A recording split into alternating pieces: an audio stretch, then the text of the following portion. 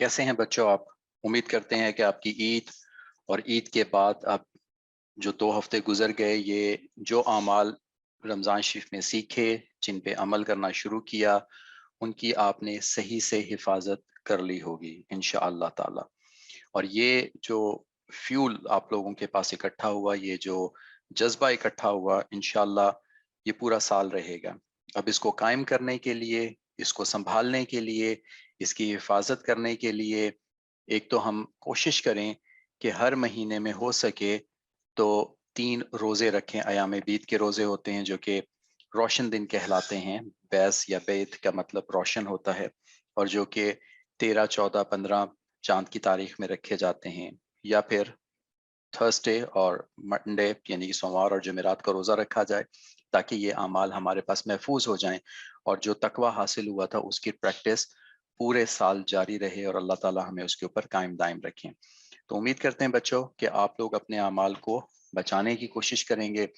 और जिन बच्चों को पिछले हफ्ते जिनका नाम अनाउंस हुआ, ये वो बच्चे थे जो कि मुस्तकिल अपने काम भेजते रहते हैं और आमाल में शरीक होते हैं।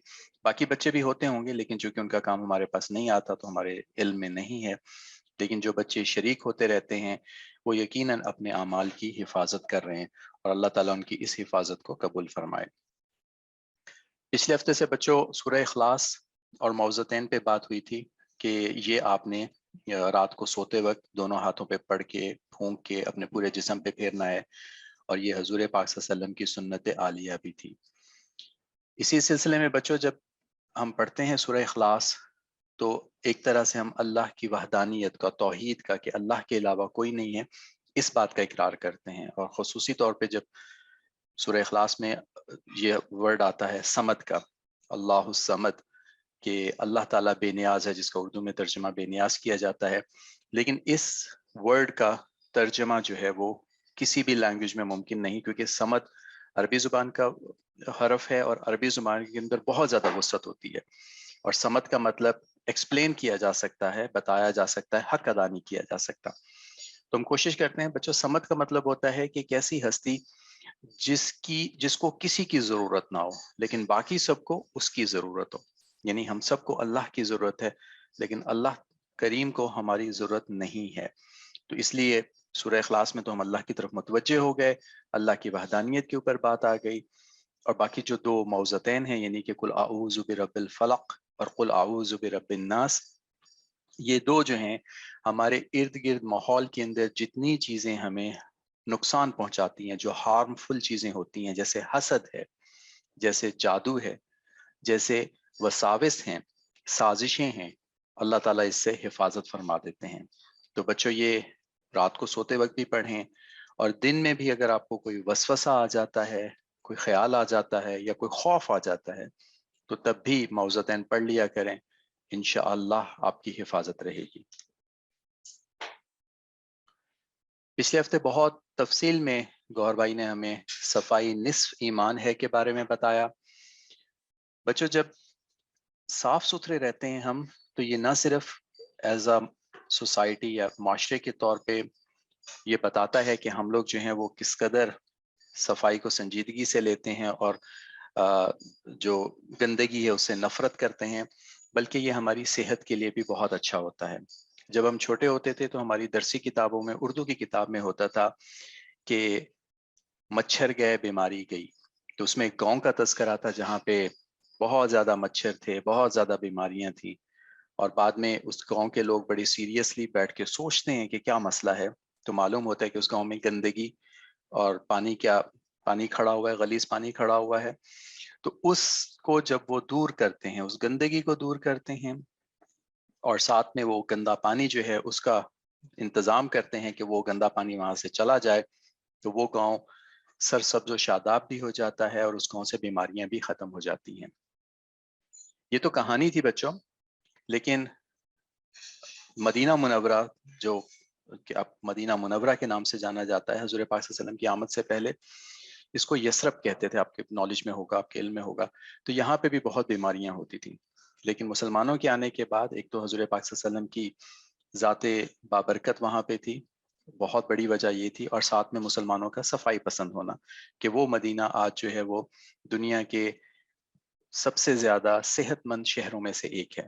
اور اسی طرح سے اگر ہم دیکھتے ہیں تو انڈیا کیرلا میں وہ بھی دنیا کا سب سے غلیظ ترین سمجھا جاتا تھا، لیکن وہاں کے لوگوں نے جب کام کیا اس کے اوپر، انہوں نے محنت کی، تو آج وہ دنیا کے تو نہیں کہہ سکتے، لیکن کم از کم ہندوستان کے، بھارت کے بہت زیادہ صاف ستھرے شہروں میں شمار ہوتا ہے، اور بیماریاں وہاں پہ ختم ہو گئی ہیں۔ تو صفائی جو ہے یہ بچوں، نہ صرف یہ کہ ہمارے دین کا حصہ ہے جیسے کہ نصف ایمان ہے، بلکہ یہ ہمارے صحت مند ہونے کا اور ہمارے معاشرے کی عکاسی بھی ہے کہ اس معاشرے میں کس طرح کے لوگ رہتے ہیں۔ تو اپنا بستر صاف رکھیں، اپنے ارد گرد کی چیزیں صاف رکھیں، جب کھیلیں تو اپنے کھلونے سمیٹ لیں، جب اٹھیں تو اپنا بستر سمیٹ لیں۔ ایک ریسرچ بتاتی ہے کہ وہ لوگ جو کہ صبح اٹھ کے اپنا بستر سب سے پہلے سنبھال لیتے ہیں، وہ پورا دن ان کا بہت ایکٹیو گزرتا ہے، کیونکہ یہ ایک پہلی اچیومنٹ ہے جو کہ وہ اپنے دن کے شروع میں، دن کے آغاز میں حاصل کر لیتے ہیں۔ جاپانی قوم جو ہے، اس کے متعلق بتایا جاتا ہے کہ ان کی ایوریج فیملی صبح 4 بجے اٹھ جاتی ہے، اور اٹھ کے سب سے پہلا کام یہی ہوتا ہے کہ ان کے بچے بڑے اپنے بستر اٹھا کے بالکنی میں رکھتے ہیں تاکہ اس کو دھوپ لگ جائے، اور پھر وہ باقی کام شروع کرتے ہیں۔ اور اسلام جو ہے ہم سے یہ چاہتا ہے، اور ہمارا مذہب ہمیں اس کی تلقین کرتا ہے، تو ہمارے اوپر تو زیادہ یہ ذمہ داری آتی ہے کہ ہم اس کو بہت زیادہ سنجیدگی سے لیں۔ پچھلے ہفتے بچوں ہم نے آپ کو گھر کا ایک کام بتایا تھا جس کے اوپر ابھی تک ہمیں رسپانس نہیں ملا، تو ہم اس کو دہرا دیتے ہیں۔ آپ نے اگلے ہفتے میں ہمیں یہ بتانا ہے کہ کن اعمال کو آپ کو چھوڑنا ہے اور کن اعمال کے اندر آپ کو اضافہ کرنا ہے۔ تو ایک تو یہ کام ہے، اور دوسرا کام ہم اس کے اندر اضافہ کر دیتے ہیں کہ آپ ہمیں یہ بھی لکھ کے بھیجئے کہ آپ اپنے جسم، لباس اور چیزوں کی صفائی کا خیال کیسے کرتے ہیں۔ تو یہ دو کام ہیں، اگر یہ آپ ہمیں اگلے ہفتے بھیجیں تو ہم اس کے اوپر پھر آپ کے جو ہمیں فیڈ بیک ملے گا، آپ کے جو خیالات بچوں کے ملیں گے، ہم صرف ان پہ بات کریں گے، پھر باقی بات ہم نہیں کریں گے۔ اس کے ساتھ ہی بچوں اب وقت ہوتا ہے ہمارا کہانی سننے کا۔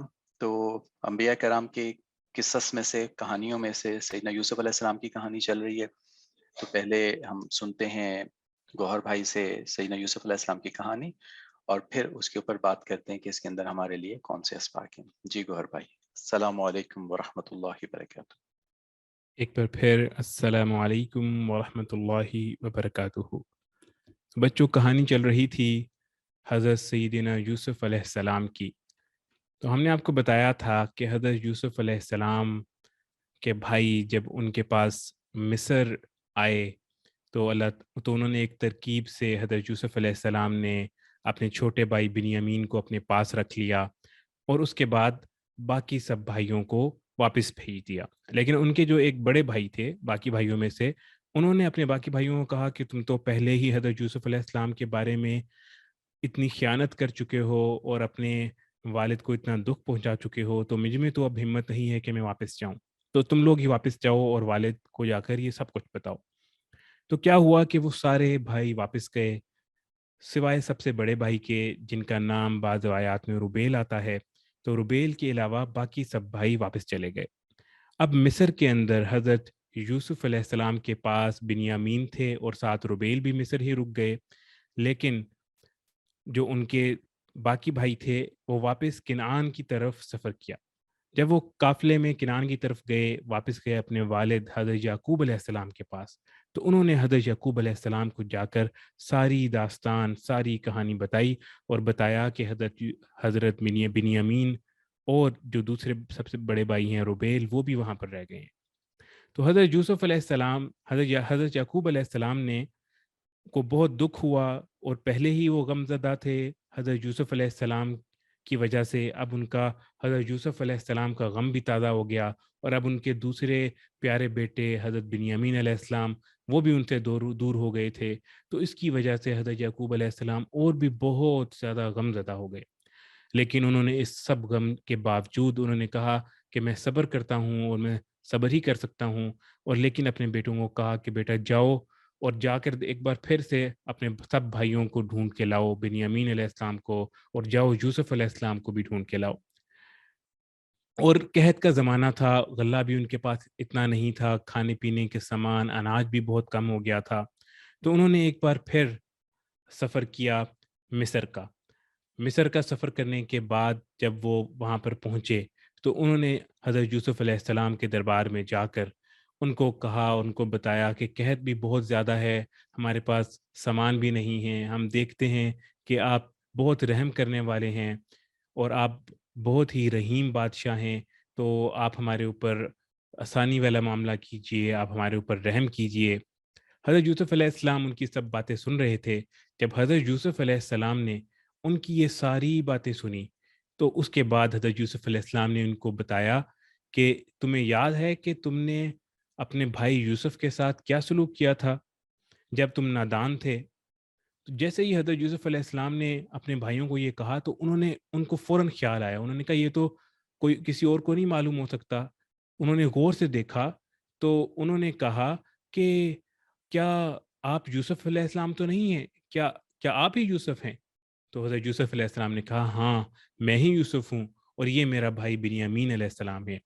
تو اس کے بعد حضرت یوسف علیہ السلام سے ان سب بھائیوں نے فوراً معافی مانگی، اور جب انہوں نے معافی مانگی تو حضرت یوسف علیہ السلام اللہ کے پیغمبر تھے، ان کے ساتھ اتنا ظلم ہوا تھا، اتنے سال قید و بند میں رہے، غلام بنایا گیا، لیکن اس کے باوجود حضرت یوسف علیہ السلام نے ان کو کہا کہ آج کے دن تمہارے اوپر کوئی ذمہ نہیں ہے، میں تمہیں معاف کرتا ہوں، اور اللہ تعالیٰ سے بھی دعا کرتا ہوں کہ وہ تمہیں معاف کر دے۔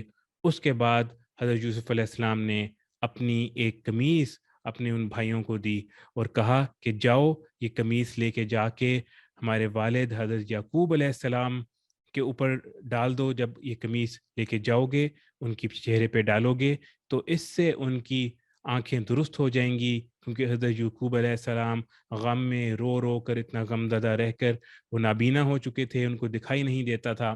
تو پھر ایسا ہی ہوا کہ ان کے بھائی گئے واپس حضرت یعقوب علیہ السلام کے پاس۔ اب جب یہ راستے میں ہی تھے تو کیا ہوا کہ روایات میں آتا ہے کہ ایک ہوا چلی، اور ایک ہوا نے حضرت یوسف علیہ السلام کی قمیص، اس کرتے کی خوشبو حضرت یعقوب علیہ السلام تک کنعان میں پہنچا دی۔ تو جب حضرت یعقوب علیہ السلام کو یہ خوشبو آئی تو انہوں نے اپنے باقی گھر والوں سے کہا کہ اگر تم لوگ یہ نہ کہو کہ میں بہکی بہکی باتیں کر رہا ہوں یا عجیب سی باتیں کر رہا ہوں، تو میں یہ بتانا چاہتا ہوں کہ مجھے تو حضرت یوسف علیہ السلام کی خوشبو آ رہی ہے۔ تو ان کے گھر والوں نے کہا کہ یہ تو آپ کی پرانی باتیں ہیں، آپ پہلے سے ہی اپنے غم کی وجہ سے اس طرح کی باتیں کرتے رہتے ہیں، یہ بھی ویسی ہی باتیں ہیں۔ پھر اس کے بعد کیا ہوا، کچھ ہی دیر بعد جب وہ قافلہ واپس حضرت یعقوب علیہ السلام کے پاس کنعان پہنچا تو انہوں نے لا کر حضرت یعقوب علیہ السلام کو حضرت یوسف علیہ السلام کا کرتا دیا اور ان کے چہرے پہ ڈال دیا، جس سے ان کی بینائی واپس آ گئی اور بالکل درست ہو گئے۔ تو اس کے بعد حضرت یعقوب علیہ السلام نے اپنے گھر والوں سے کہا کہ میں نہ کہتا تھا کہ مجھے اللہ تعالیٰ کی طرف سے وہ باتیں معلوم ہیں جو تم کو معلوم نہیں۔ پھر تمام بھائیوں نے اپنے ابو یعنی حضرت یعقوب علیہ السلام سے معافی مانگی اور ان کو کہا کہ ابا جان آپ بھی ہمارے لیے اللہ تعالیٰ سے معافی مانگیں، کیونکہ ہم نے بہت ظلم کیا، ہم نے حضرت یوسف علیہ السلام کے اوپر بھی بہت ظلم کیا، بہت زیادتیاں کی، ہم نے بہت ہی غلط کام کیا۔ حضرت یعقوب علیہ السلام نے کہا کہ ضرور میں آپ لوگوں کے لیے انشاءاللہ ضرور دعا مانگوں گا۔ اس کے بعد حضرت یعقوب علیہ السلام اپنے سب بیٹوں کے ساتھ مصر روانہ ہوئے اور وہاں پر جا کر حضرت یوسف علیہ السلام کے محل میں داخل ہوئے، اور وہاں پر داخل ہونے کے بعد سب نے حضرت یوسف علیہ السلام کو سجدہ کیا۔ اس زمانے میں یہ سجدہ تعظیم اور عزت کے لیے کیا جاتا تھا، اس زمانے کا رواج تھا کہ جب کسی بڑے کے پاس جاتے تھے تو اس کو تعظیم اور عزت کے لیے سجدہ کرتے تھے۔ اس وقت وہ سجدہ الاؤڈ ہوتا تھا، منع نہیں تھا۔ ہمارے ہاں یہ سجدہ بھی منع ہے، لیکن اس وقت سجدہ الاؤڈ ہوتا تھا، تو سب نے حضرت یوسف علیہ السلام کو سجدہ کیا۔ اس کے بعد حضرت یوسف علیہ السلام نے اپنے ابا جان حضرت یعقوب علیہ السلام کو بتایا کہ ابا جان یہ اس خواب کی تعبیر ہے جو بچپن کے اندر میں نے دیکھا تھا۔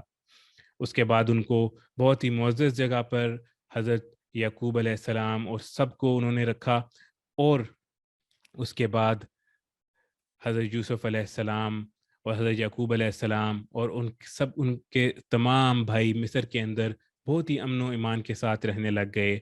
اس کے بعد حضرت یعقوب علیہ السلام نے اپنے سارے بیٹوں کو جمع کیا اور انہوں نے ان سے کہا کہ بتاؤ اگر میں مر جاؤں تو تم لوگ کس کی عبادت کرو گے؟ تو حضرت یعقوب علیہ السلام کے سب بیٹوں نے کہا کہ ہم آپ کے رب یعنی اللہ تعالیٰ اور حضرت اسحاق کے رب اور حضرت ابراہیم کے رب یعنی صرف اللہ تعالیٰ کی عبادت کریں گے۔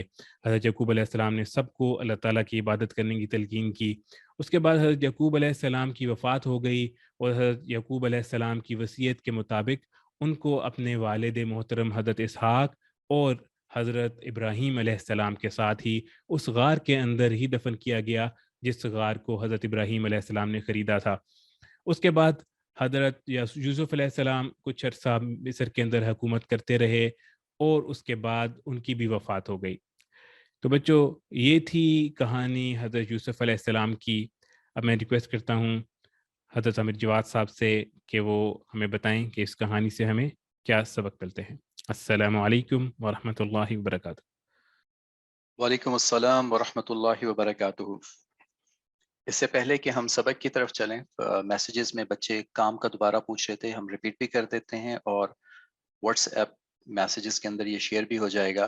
تو ایک کام تو یہ تھا کہ بچوں آپ کو یہ بتانا ہے کہ رمضان شریف کے اندر جو اعمال آپ نے شروع کیے ان میں سے کون سے ایسے اعمال ہیں جن کا آپ اضافہ رکھیں گے اور کون سے ایسے کام ہیں جو کہ آپ چھوڑ دیں گے۔ تو ایک تو یہ کام تھا، اور دوسرا صفائی سے متعلق کہ آپ اپنے جسم، لباس اور چیزوں کی صفائی کا خیال کس طرح کرتے ہیں۔ اس کام کا مقصد یہ ہوگا کہ آپ جو ہے کانشیسلی یعنی کہ سوچ سمجھ کے ساتھ جب صبح اٹھا کریں تو اپنے آپ کی اپنے ارد گرد کی چیزوں کی صفائی کا خیال رکھ سکیں۔ تو آپ کے خیالات جب ہمارے پاس پہنچیں گے اگلے ہفتے تو ہم انشاءاللہ اس پہ بات کریں گے۔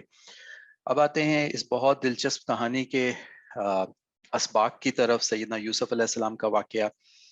بچوں یہ جو ہمارے سیشن ہیں ان کا مقصد یہ تھا کہ مقصد ہے بلکہ کہ ہم آپ کے اندر اور اپنے اندر اسلام کی جو کہانیاں ہیں، اسلام کے جو طریقے ہیں، انبیاء علیہ السلام کے جو طریقے ہیں، ان کے ذریعے ہم اپنے اندر وہ صلاحیتیں لے کے آئیں جو کہ ہمیں دنیا میں اور آخرت میں دونوں میں کامیاب کر سکیں گی۔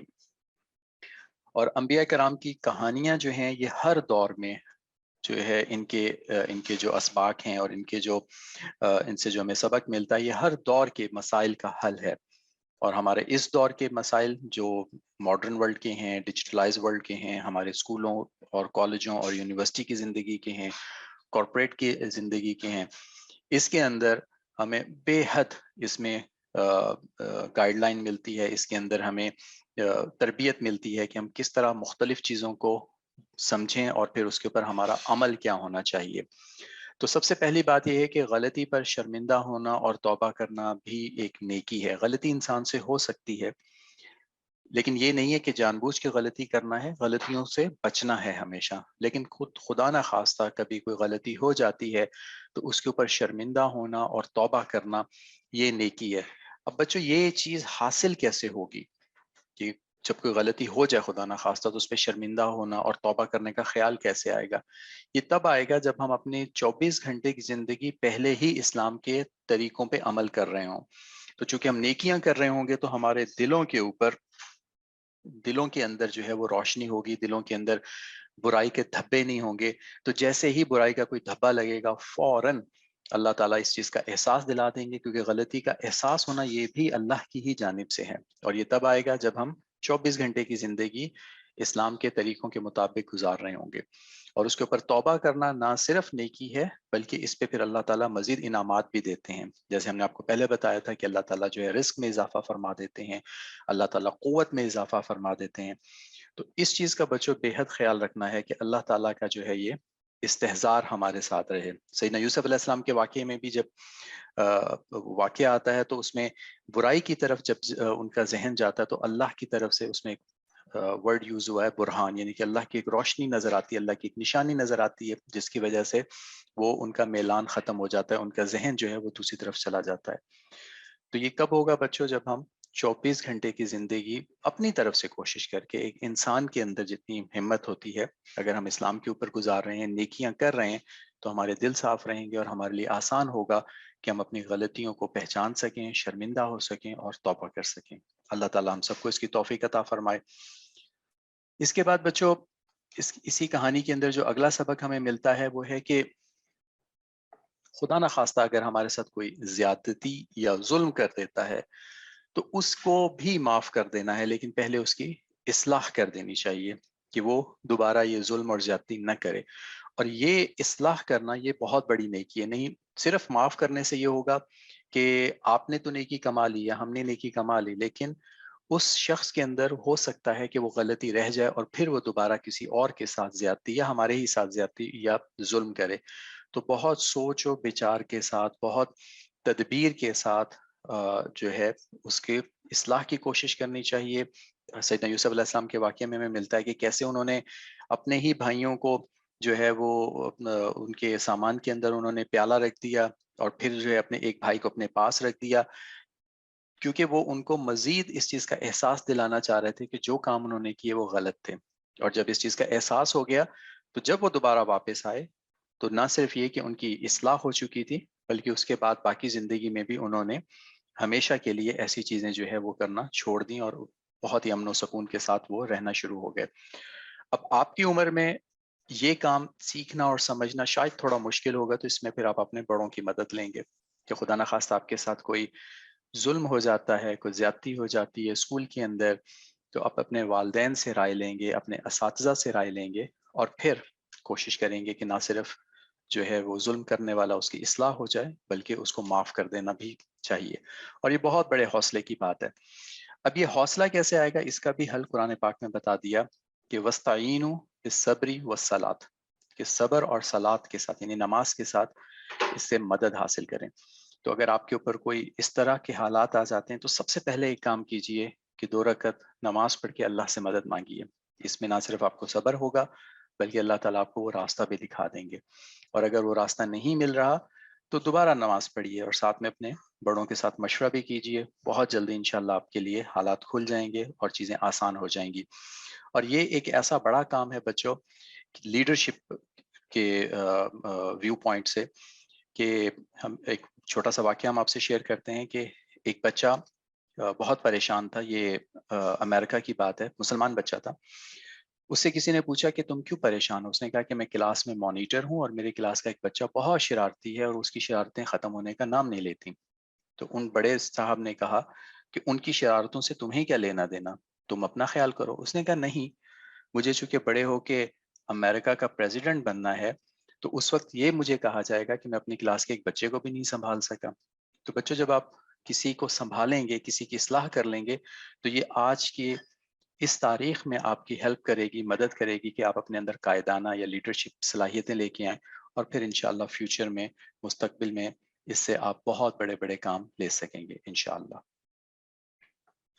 آخری سبق اس کے اوپر بچوں کے آزمائش پر صبر کرنا ہے، مسلسل دعا کرنی ہے۔ جیسا بھی ہم نے تھوڑی دیر پہلے بتایا کہ انتظار کرنا ہے، نماز پڑھنی ہے، کوشش کریں کہ فوری طور کے اوپر 2 رکعت نماز پڑھیں، اللہ کی طرف متوجہ ہوں، اللہ سے مدد مانگتے رہیں۔ یہ اللہ تعالیٰ کی جو مدد ہے، یہ ہم اس کو کہتے ہوتے ہیں یہ پاور ہاؤس، اللہ تعالیٰ کی بہت بڑی نعمت برکت ہمارے ساتھ ہر وقت موجود ہے۔ اس پاور ہاؤس سے فائدہ ہم نے خود اٹھانا ہے۔ یہ پاور ہاؤس، یہ انرجی موجود ہے، صرف یہ ہے کہ ہم لوگ متوجہ نہیں ہوتے۔ تو اگر ہم متوجہ ہونا سیکھ جائیں بچوں، جو کہ ہماری کوشش ہے اس پروگرام کی کہ یہ توجہ ہم حاصل کرنے میں کامیاب ہو جائیں کہ جیسے کوئی پریشانی آئے، مصیبت آئے، ہم اللہ کی طرف متوجہ ہونے والے ہو جائیں۔ اور جس دن ہمیں یہ چیز آ جائے گی، ہماری زندگیوں کا حصہ بن جائے گی، پھر مشکلیں پریشانیاں نہیں رہ جائیں گی۔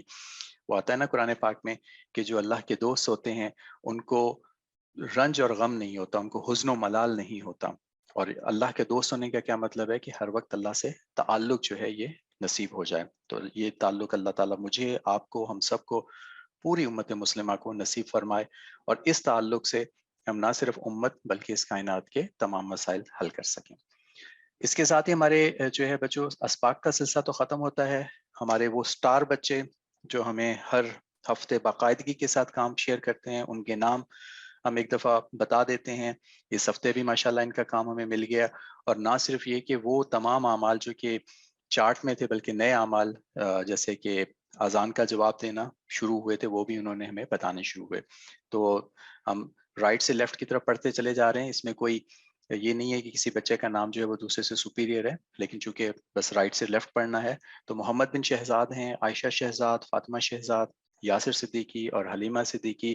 آپ کو بہت بہت مبارک ہو کہ آپ کا کام آ رہا ہے اور اس کو جاری رکھیے. اور باقی پارٹیسپینٹ جو اس وقت ہمارے ساتھ ہیں جن کا کام ہمیں موصول نہیں ہو رہا، ہم پورا یقین رکھتے ہیں کہ انشاءاللہ آپ یہ تمام اعمال کر رہے ہوں گے، لیکن آپ کا کام چونکہ نہیں آ رہا تو ہم نام شیئر نہیں کر پاتے. اگر آپ کام بھیجیں گے تو یقین جانیے دوسروں کو بھی ترغیب ہوگی. تو اپنا کام بھیجتے رہا کیجئے. کوشش کریں کہ جمعرات تک ہمیں کام مل جائے، جمعے تک ہمیں کام مل جائے، تاکہ ہفتے والے دن ہم اس کو کمپائل کر سکیں، اس کو اکٹھا کر سکیں اور پھر اتوار والے دن اس پہ بات ہو سکے. اس کے ساتھ ہی اس سیشن کا اختتام ہوتا ہے. عامر عثمان صاحب سے ریکویسٹ کرتے ہیں کہ اگلا سیشن شروع کریں. آپ سب ہمارے ساتھ رہیے گا. آخر میں دعا ہوگی. دعاؤں کی برکتوں سے ہم سب فائدہ اٹھائیں گے. السلام علیکم ورحمۃ اللہ وبرکاتہ.